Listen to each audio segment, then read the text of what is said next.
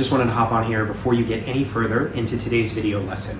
I just want to let you know, this lesson and any of the lessons in this new series, I'm calling it something like the beginner backbeat series, or beginner backbeat groove series, or something like that.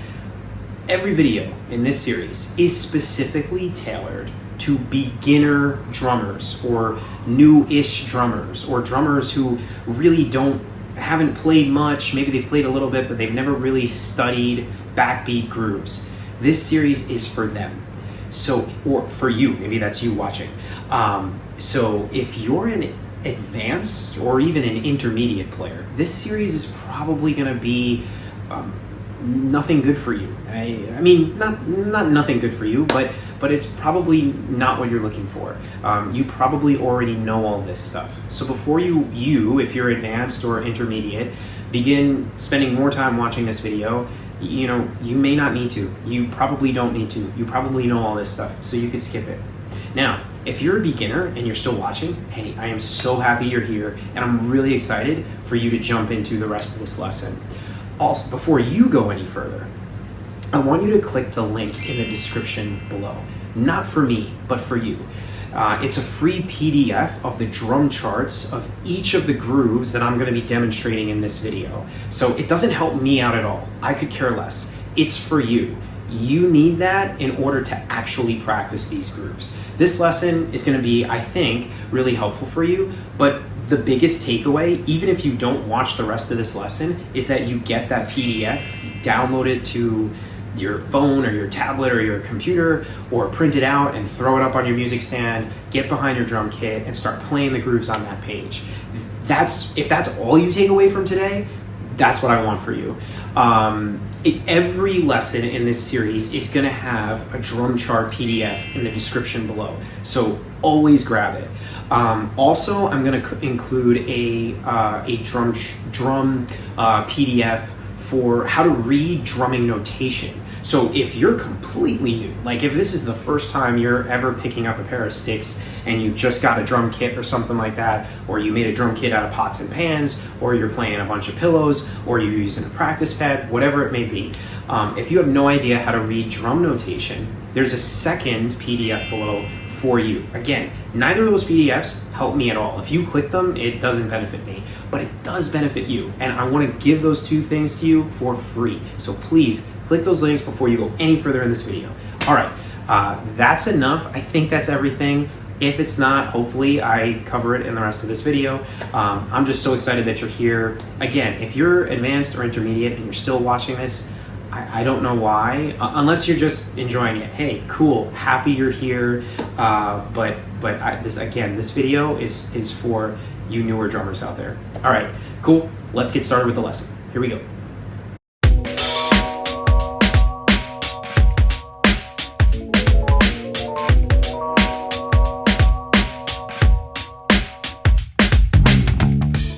Hey, all right, welcome back to our beginners, grooves for beginners lessons. Today we're talking about snare variations. So grooves that have snare drum variations in it. And this is going to be a two-parter within the Grooves for Beginners series. I love this kind of stuff. Some of these grooves, to me, always remind me of that like kind of surf rock thing, like the Beach Boys type thing, or maybe even like some rootsy kind of early rock and roll, like maybe some Chuck Berry, some Little Richard, some Elvis Presley maybe even. Just like that double backbeat in the snare.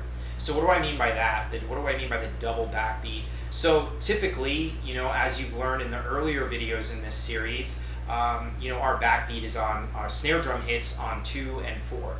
Well, in this lesson and in the next lesson, our snare drum variations, we're going to have a bunch of grooves that have the snare drum with a double backbeat, meaning 2 and the and of 2. Or a snare drum on 4 and the and of 4. So it's got this cool like 1 and 2 and 3 and 4 and 1 and 2 and 3 and 4, something like that, Don't worry, that's not the demonstration. The demonstration is going to happen in a few moments where you'll still see me play all of these grooves on a full drum kit. But anyway, yeah, so I mentioned, kind of where I think of when I first learned these grooves, that kind of surf rock thing or that early rock and roll thing. It was helpful for me to kind of envision a genre or a style, because it helped put me in like the musical realm that these grooves could naturally work in. But that doesn't mean these grooves only work in those genres. I've heard these in hard rock songs, I've heard them in pop music, maybe even some dance music or some funk music. So it's really kind of a universal thing. Now, the reason this is a two-parter is the first batch of grooves you're going to do, your right hand is going to be playing eighth notes. And then in the next lesson, part 2 of this, we're going to change that right hand ostinato. If you don't know what I mean by ostinato, just means like repeating pattern. So we're playing the same thing over and over again with our right hand. So today, your right hand in the PDF that you have, you'll notice they're all eighth notes with your right hand. Now that's hi-hat, but as I've said in I think almost every other video lesson in this beginner series, even though they're written on the hi-hat, play them on the ride cymbal too. Maybe even play your right hand on a crash cymbal if you're thinking of more of like an up-tempo kind of rock vibe. Certainly in that surf rock music, that could be really cool and appropriate. That's it. Now the bass drum pattern is going to change throughout, so you'll get, like, I think a really great understanding, kind of expanding your groove vocabulary a little bit. And the double backbeat is going to change, and sometimes it might not even be the typical double backbeat. Maybe you'll see a groove where the snare drum just straight up moves from beat 2 to the end of 2 and then plays on beat 4, you know? Or maybe there's only one snare drum in the whole groove. That could really change the feel. You're going to see all sorts of stuff on this PDF and a few moments within this lesson. So that's my little description. Hopefully it's helpful, and let's get to the demonstration, and I'll see you on the other side.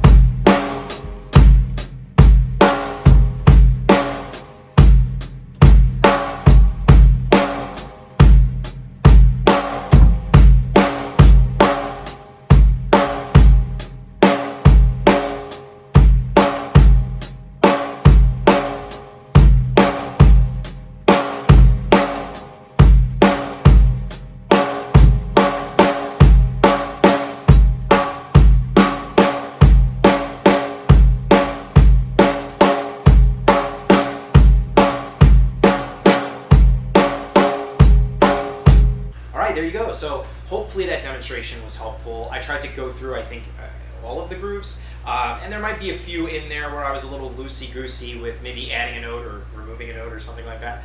But hopefully you got the gist of the idea. Now, as I've mentioned in every video, I encourage you to first freestyle this. What do I mean by that? Don't worry about a metronome when you're just starting out.